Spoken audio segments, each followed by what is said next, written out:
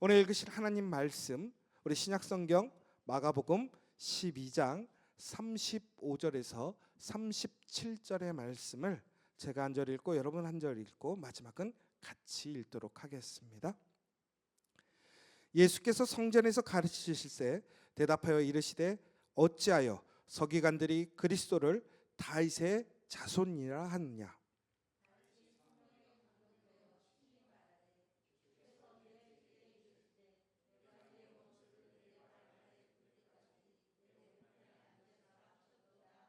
같이 읽겠습니다. 다윗이 그리스도를 주라 하였은즉 어째 그의 자손이 되겠느냐 하시니 많은 사람들이 즐겁게 듣더라. 아멘. 오늘 이 시간 우리 박민희 목사님 나오셔서 말씀 전해 주실 텐데요. 우리 큰 박수로 환영해 주시면 감사하겠습니다.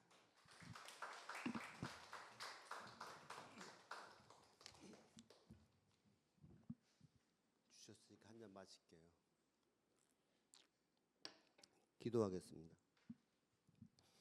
하나님, 우리가 하나님을 예배하는 예배자로 이 자리에 있습니다. 그리고 저희의 귀를 열어 주의 말씀에 또 응답하며 듣기를 원합니다. 말씀하여 주시고 또 그 말씀을 통해 우리는 힘을 얻어 또 한 주간, 또 한 달, 또 1년 평생을 또 힘있게 능력 있게 살아가는 하나님의 자녀 되게 해 주십시오. 예수님 이름으로 감사하며 기도합니다. 아멘. 제가 같은 설교를 연이어서 하는 게 참 낯섭니다. 제가 이게 두 번째인데요.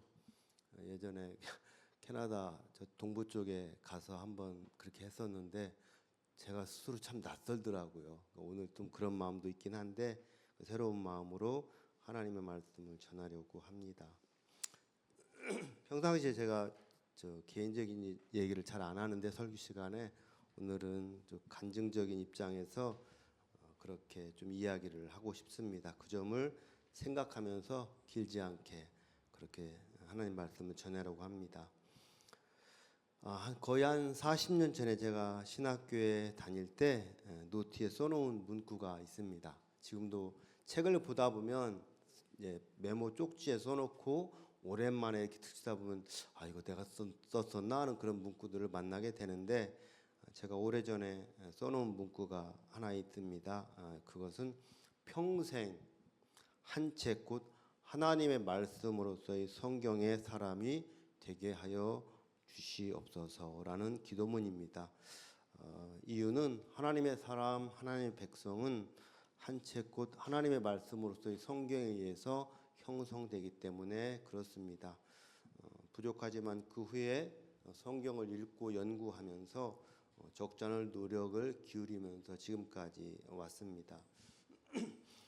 캐나다에 유학생으로 있을 때 함께 만난 그래서 개인적으로 잘 알고 있고 지금은 마치고 와서 한국의 한 대학에서 가르치고 있는 한 신학자에게 들은 이야기입니다. 몇 년 전에 신천지와 교회를 비교 분석해 달라는 요청이 있어서 그것을 받고 연구를 했답니다. 유튜브도 보고 책도 보고 그렇게 하면서 내린 결론은 좀 암울하지만 교회는 신천지를 이길 수 없다라는 거였다고 합니다. 이유가 있습니다. 신천지 또는 다른 이단들이 대부분 그렇지만 자기 가르치는 텍스트 교재에 대해서 달달달 외우거나 이래서 어디든 턱 치면 나올 만큼 그렇게 익숙하게 돼 있는데 우리 대부분의 교인들은 10년이 되고 20년이 되고 30년이 되어도 직분과 상관없이 자기가 믿는 신앙의 기본적인 내용들을 다른 사람에게 전하지 못할 뿐만 아니라 친숙하게 알지 못한다는 겁니다. 그래서 결론은 교회는 신천지 사람들을 이길 수 없다는 것이었습니다. 제가 몇 년 전에 캐나다에 있으면서 한 60대로 보이는 여호와 증인 한 사람을 만나게 됐습니다.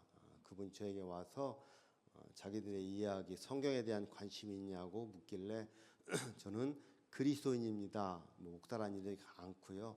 그리스도인입니다라고 말하니까 그분들이 특성이 있잖아요. 아, 그러면 더 좋습니다.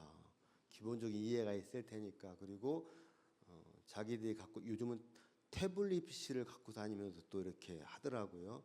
하나하나 자기들의 이야기를 한 30분 하는 것을 들었습니다. 또 제가 특성이 그런 얘기할 때 귀를 쫑긋하고 잘 듣습니다. 반박하지 않고요. 30분 다 들은 다음에 다 하셨냐고 그랬대요. 그래서 지금부터 그러면 제가 하나하나 반박을 하겠습니다. 저도 똑같이 한 30분 그렇게 이야기를 했습니다. 그분이 다 듣고 나서 저에게 하는 말이 여지껏 그리스도인들 많이 만나서 자기가 전하는 걸 전해봤지만 이렇게 성경을 잘 아는 그리스도인은 처음 만났습니다. 물론 지금 제가 자랑하는 게 아니고 그렇게 얘기했습니다. 그리고 한마디 덧붙였어요. 제 주변의 사람들은 기본적으로 이 정도는 다 압니다. 그리고 제가 회개 기도했습니다. 안 그런 걸 너무 잘 알기 때문에. 이사야 선지자가 이사야 50장 4절에서 이렇게 말합니다. 제가 나눠준 그 교재 보면 있는데요. 주 여호와께서 학자들의 혀를 내게 주사 나로 권고한 자를 말로 어떻게 도와줄 줄을 알게 하시고 아침마다 깨우치시되 나의 귀를 깨우치사 학자들 같이 알아듣게 하시도다. 거기에 없지만 베드로 사도는 베드로전서 3장 15절에서 이렇게 또 말합니다. 너희 마음에 그리스도를 주로 삼아 거룩하게 하고 너희 속에 있는 소망에 관한 이유를 묻는 자에게는 대답할 것을 항상 준비하되 온유와 두려움으로 하고. 이사야에게 있어서 그 말의 기능은 자기가 필요한 지적 능력을 곧 학자들의 혀를 갖춤으로 합리적으로 자기가 믿는 하나님의 진리를 설명하는 그런 사람이 되는 것이었습니다. 동시에 귀의 기능은 알아들을 수 있는 능력, 곧 학자들의 귀. 우리가 다 귀를 갖고 있고 누군가 얘기 듣지만 이해가 다 다르고 때로는 똑같은 말을 들어도 이해를 못할 때가 있는 것처럼 하나님의 진리의 말씀이 또 하나님의 소리가 나에게 들릴 때 이 귀로 알아들을 수 있는 그런 지혜와 능력을 달라고 그렇게 기도하고 또 그런 사람이 된다고 말합니다. 성경이 가르치는 믿음이란 무엇일까요? 그것에 대해서 여러분 진지하게 생각을 해본 적이 있나요? 내가 믿고 있는 믿음, 내가 읽고 있는 성경이 무엇인지 진지하게 생각해 본 적이 있나요? 저는 개인적으로 물론 목사이기도 하고 또 가르치는 사람이기도 하지만 이 문제를 놓고 늘 오랫동안 생각 많이 하면서 개인적으로 이렇게 결론을 내렸습니다. 성서적으로 바르고 좋은 믿음은 지적으로 깊이 있고 감성적으로 풍부하고 풍성하고 실천적으로 바른 믿음이다. 이 믿음이 함께 통전적으로 통합적으로 나에게 작용을 해서 내가 이 세상에서 하나님의 사람으로 능력 있게 살아가는 그런 믿음의 모습이 바로 참된 믿음이 아닌가 결론을 내렸습니다. 이런 점에서 하나님을 사랑하고 하나님을 믿는 점은 세 가지라고 말할 수 있습니다. 지적인 면, 정의적인 면, 의지적인 면이 함께 이루어지는 겁니다. 그래서 모세는 이스라엘 백성들을 향하여 이렇게 말했습니다. 이스라엘아 들으라, 우리 하나님 여호와는 오직 유일한 여호와시니 너는 마음을 다하고 뜻을 다하고 힘을 다하여 내 하나님 여호와를 사랑하라. 이 말을 복합적으로 보면 아까처럼 하나님을 지적으로 사랑하는 겁니다. 내가 하나님 말씀, 하나님이 지은 세계에 대한 지적인 이해를 하는 겁니다. 그리고 동시에 내가 감성적으로 하나님을 알아가고 섬기는 겁니다. 믿음의 삶을 살아가면서 저도 그렇지만 살다 보면 어려운 점이 참 많습니다. 감정이 눌릴 때도 있습니다. 그럴 때에도 내 마음 깊은 곳에서 오는 하나님을 믿는 믿음이 역사하고 작용을 해서 힘들지만 기쁘게 살아갈 수 있는 그런 마음들 갖는 거. 그리고 세 번째, 하나님을 실천적으로 사랑하는 겁니다. 부족하지만 하나님의 진리를 내 마음과 삶에 담고 살아가면서 세상 사람들에게 영향을 주는 것이 하나님을 사랑하는 세 가지 방법이라고 볼 수 있습니다. 이런 관점에서 기독교 신앙이란 예수 그리스도 주님과 구원의 주로서의 예수 그리스도 안에서 보혜사 성령님의 힘 주시는 능력을 힘입어서 전인적으로, 지적으로, 감성적으로, 그리고 의지적 실천적으로 믿고 섬기는 삶이 중요하다고 생각합니다. 이런 점에서 제가 늘 사용하는 표어가, 만들어서 사용하는 표어가 있는데, 바로 믿음 안에서의 배움은 중요한 기독교적 실천이라는 거예요. 내 마음의 감성이 풍성하고 의지적 실천적으로 바른 삶의 바탕은 하나님을 아는 지식을 바탕으로 한다는 거예요. 그래서 지적인 모습, 우리 그런 말 있잖아요. 면장도 알아야 한다고. 그러니까 알아야 나머지 영향을 받을 수 있기 때문에 그렇습니다. 그래서 기독교 신앙에서 배움의 차원은 굉장히 중요하다. 그래서 열심히 배우는 게 필요합니다. 때로는 이런 생각이 들 때가 있어요.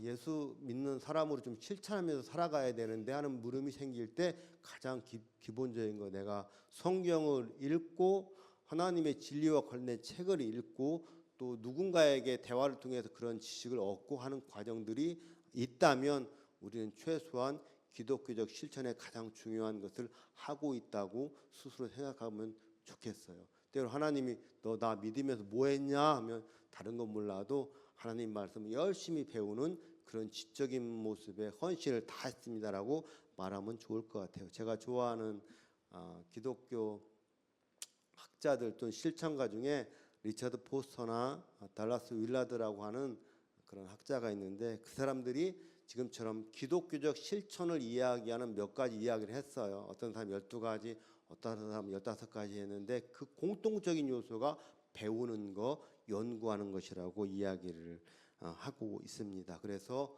말씀드린 것처럼 하나님의 진리를 배우는 일을 게을리지 않는다면 우리는 중요한 기독교적 실천을 하고 있는 것이라고 생각할 수 있습니다. 제가 아직도 좀 젊지만 남은 인생을 살아가면서 하고 싶은 것도 많고 갖고 싶은 것도 많지만 나중에 시간이 많이 흘러서 이 세상을 떠나야 할 때, 모든 사람 다 떠나야 되니까 하나님이 부르실 때 제 인생을 걸어온 인생길 뒤돌아 보면서 이것만큼은 참 잘했다라고 스스로 위로하고 싶은 것이 하나 있는데, 그것이 바로 제가 살아가는 매일매일 삶 속에 하나님 말씀과 함께했던 시간, 하나님 말씀을 읽었던 시간이 하루도 빠짐없이 있으면 좋겠다. 그래서 나중에 시간이 다 지난 다음에 이제는 이 세상을 떠나야 될 때 하나님, 제가 이것은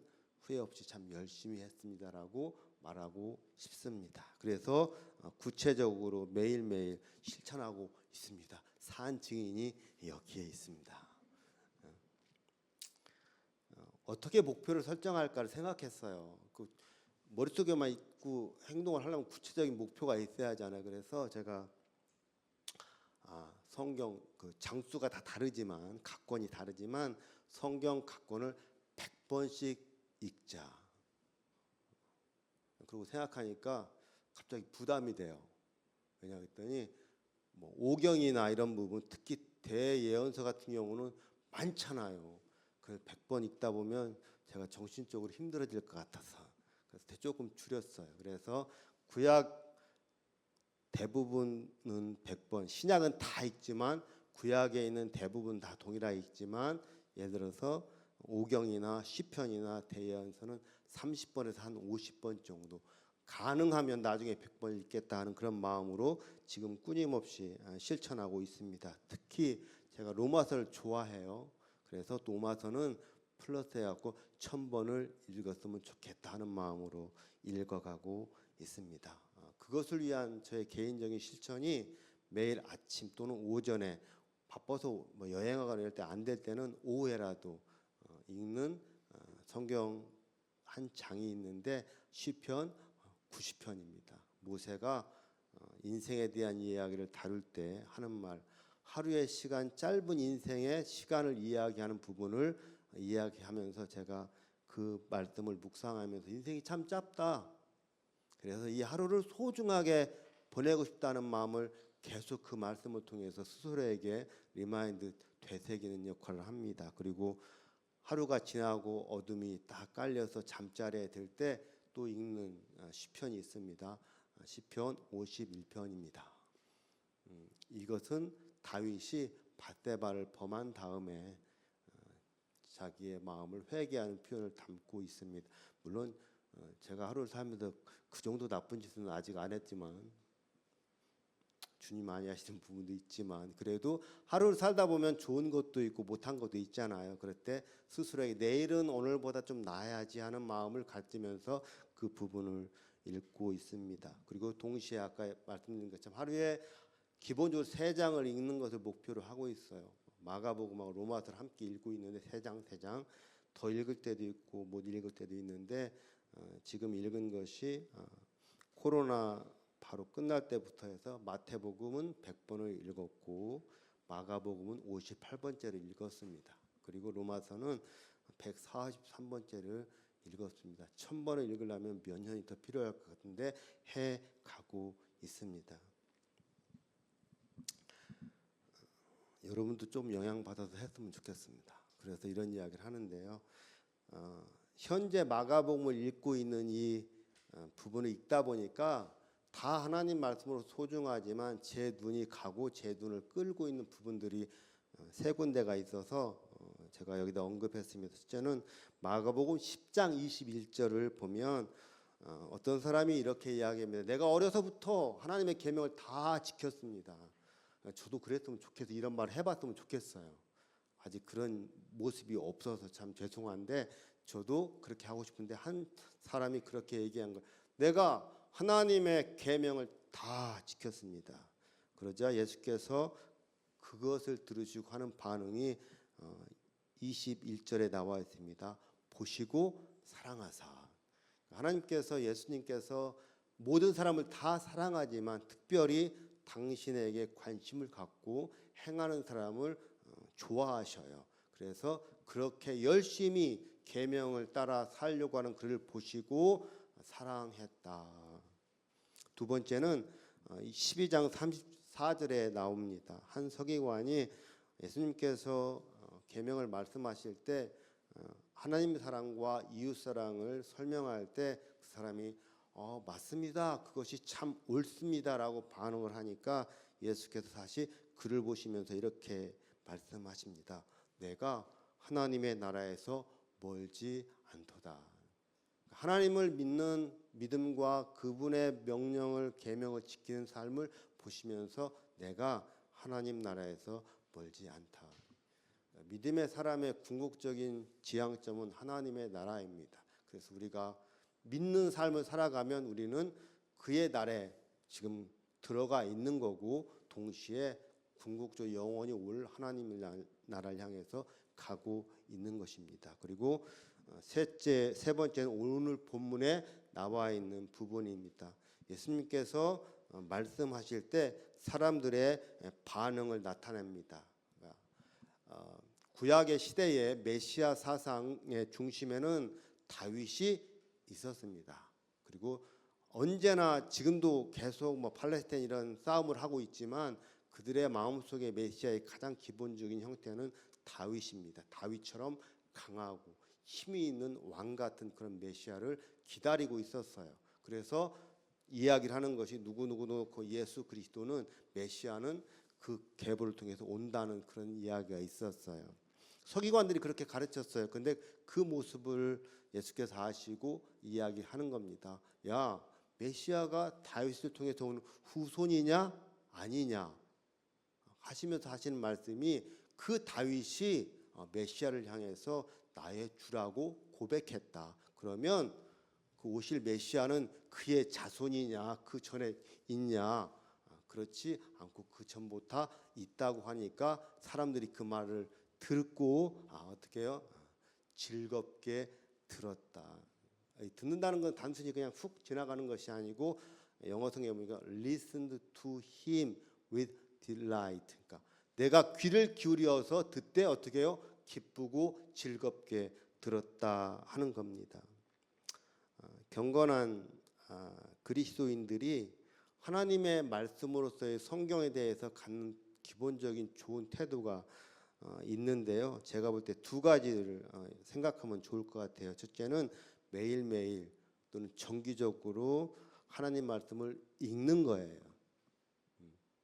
한 절이든 한 장이든 세 장이든 바쁘고 분주하게 살아가는 삶의 여정 속에 있지만 그럼에도 불구하고 내가 유튜브를 보거나 아침 식사를 하거나 하는 것처럼 매일매일 중요한 시간을 떼어놓고 한 절이라도 매일매일 읽어야 하는 것입니다. 여러분, 읽는 것은 듣는 것이고 듣는 것은 읽는 거예요. 그러니까 우리가 하나님 말씀을 딱 읽고 펴고 읽는다는 건 뭐예요? 하나님의 소리를 우리가 듣는 거예요. 그래서 읽는 것과 듣는 것은 나뉠 수가 없다. 무엇을 읽어요? 하나님의 진리의 말씀을 읽는 거예요. 그래서 사도 바울이 우리가 잘 아는 것처럼 로마서 10장 17절에서 이렇게 말합니다. 믿음은 들음에서 나며 들음은 그리스도의 말씀으로 말미암는다. 듣는 거예요. 이 말을 조금 바꿔 표현하면 믿음은 읽음에서 나오며 읽음은 그리스도의 말씀으로 말미암는다. 그래서 믿음의 길을 가고 하나님을 섬길 때 항상 하나님 말씀을 정기적으로 읽으면서 가는 것이 하나님의 말씀을 존중하는 것입니다. 두 번째는 즐겁게 읽고 들어야 합니다. 여러분, 사실 쉽지가 않잖아요. 성경 펴면 기본적으로 어떻게 돼요? 졸려요. 대부분의 사람들이 그래 이해해요. 그렇게 많은 옛날 얘기 같고 시대적으로 안 맞는 이야기 같고 하기 때문에 그런 반응이 있을 수 있지만 즐겁게 읽고 들어야 한다는 거예요. 그럼 어떻게 즐겁게 들을 수 있을까? 첫째는 깨달음을 통해서예요. 누군가 배우고 이야기할 때 깨달음이 있을 때 귀가 가잖아요. 그래서 하나님 말씀이 내 속에서 작용을 하고 즐겁게 들으려면 깨달음의 상황을 거쳐야 됩니다. 그래서 깨닫게 되고 듣는 것이 즐거워질 수 있습니다.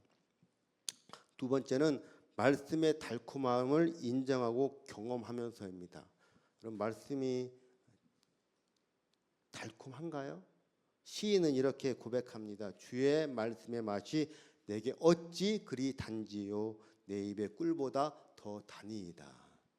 여러분 동의하시나요? 네. 아내가 왔으니 아내 얘기 좀 할게요. 아내가 호두 과자를 좋아합니다. 저희 사는 동네에는 호두 과자가 없어요. 그래서 집에서 한 1시간 거리인 토론토에 나가면 호두가 잘하는 곳이 있습니다. 또는 큰 마트에 호두 과자를 팝니다. 그걸 보면 누구 생각나요? 아내 생각이 납니다. 좋은 남편이에요. 그래갖고 어쩔 때는 그냥 사가기도 하고 어쩔 때는 아내에게 호두 과자 있는 사갈까? 그러면 당근이지 사다 줍니다. 맛있게 먹어요. 대부분 그렇게 합니다. 요즘은 가끔 못 먹게도 해요. 왜냐하면 혈당을 생각해라. 그래서 안 하는데 일반적으로 그렇게 합니다. 만약에 아내가 호두 과자를 좋아한다고 저한테 말하고 제가 그걸 알고 있는 상황에서 그렇게 마트를 가거나 호두 과자 집에 갈 때 아내가 생각나서 전화를 하면서 오늘 호두 과자 사갈까? 그러면 아내가 내가 좋아하지만 괜찮아. 경제적인 상황을 생각해서 안 해도 돼라고 얘기를 했다고 해요. 그렇게 반복되고 한 10번, 20번 하면 아니 호두 과자를 좋아한다 하면서 내가 사다 준다는데 비싸지도 않는데 왜 그래? 그러면 아내가 이렇게 말할 수 있어요. 아, 내가 호두 과자를 참 좋아하는데 마음으로만 좋아해. 안 먹어도 괜찮아. 그러면 아내는 호두 과자를 좋아하는 것이 아닙니다. 그냥 개념으로 동의할 뿐이지 나와 아무런 관련이 없는 거예요. 그것을 씹어서 먹으면서 맛을 느껴야 좋은 거잖아요. 하나님 말씀도 마찬가지입니다. 지금처럼 주의 말씀의 맛이 어찌 그리 단지요라고 말해놓고 동의를 하지만 하나도 읽지 않는다면 그것은 잘못됐거나 거짓말일 거예요. 그래서 이 고백이 개인적으로 맞다면 우리는 아까처럼 힘들어도 바빠도 펴놓고 하나하나 읽는 것이 필요합니다. 하나님의 말씀을 깨닫고 말씀의 단맛을 위한 그 조건이 있어요. 어떻게 단 것을 느낄 수 있을까? 저 개인적으로 보면 말씀을 가까이 하면서 읽는 것입니다. 그렇죠? 처음엔 잘 이해가 안 되고 어려워도 말씀을 펴고 끊임없이 읽다 보면 하나님의 영, 참된 성경의 저자이신 하나님께서 우리를 깨우치시고 이해할 수 있도록 도와주십니다. 그리고 두 번째는 말씀을 계속해서 씹어 먹는 거예요. 음식을 놓고 그냥 삼켜버리면 맛도 못 느끼고 속에 문제가 생길 수 있잖아요. 꼬박꼬박 잘 씹는 겁니다. 하나님 말씀을 꼬박꼬박 잘 씹는다는 것은 무엇이냐면 하나님 말씀을 한 단어 한 문장을 정확하게 보면서 읽는 거예요. 물론 이렇게 말하는 제가 때로는 졸면서 읽기도 해요. 읽다 보면 피곤하다 보면 나도 모르게 졸기도 하는데 그래도 한 단어 한 문장을 꼬박꼬박 그리고 하나님께서 이 말씀을 통해서 하시고자 했던 오래전 저자들을 통해서 하시고자 했던 그 의미들 생각하면서 의미를 찾고 그 의미의 영향을 받으려고 노력합니다. 예레미야 선지자가 이렇게 말씀했습니다. 만군의 하나님 여호와시여 나는 주의 이름으로 일컬음 받는 자입니다. 내가 누굽니까? 하나님의 이름으로 일컬음 받는 그런 사람입니다. 그 다음에 이렇게 말합니다. 내가 주의 말씀을 얻어 먹었사오니. 난 별로 하고 싶지 않은데 가서 내 백성에게 내 말을 하라 해서 얻어 먹었어요. 받았어요. 그 다음에 이렇게 말합니다. 주의 말씀은 내게 기쁨과 내 마음의 즐거움입니다. 저 인간들, 이스라엘 백성 저 인간들, 하나님 말씀 전에도 반응이 없는 그 인간들 내가 잘 압니다. 그래서 하고 싶지 않아요. 그런데도 해야 되는 사명을 갖고 있는 이 하나님의 사람이 주의 말씀에 대해서 갖는 기본적인 태도는 기쁘고 즐겁고 참 맛있다는 거예요. 그래서 하나하나 씹으면서 그의 말씀 앞에 섰던 한 예언자, 선지자입니다. 쉽지 않지만 우리 모두 하나님의 말씀이 우리의 기쁨과 우리 마음의 즐거움이 됐으면 참 좋겠습니다. 아까처럼 말씀을 즐겁게 읽고 또 즐겁게 듣는 모습이 있었으면 좋겠습니다. 어떻게 하나님 말씀을 아까처럼 때로는 설교도 지루할 때도 있고 재미도 없게 느껴질 수 있는데 어떻게 이것을 잘 기쁘게 받아들일 수 있을까? 방법은 딱 하나라고 생각합니다.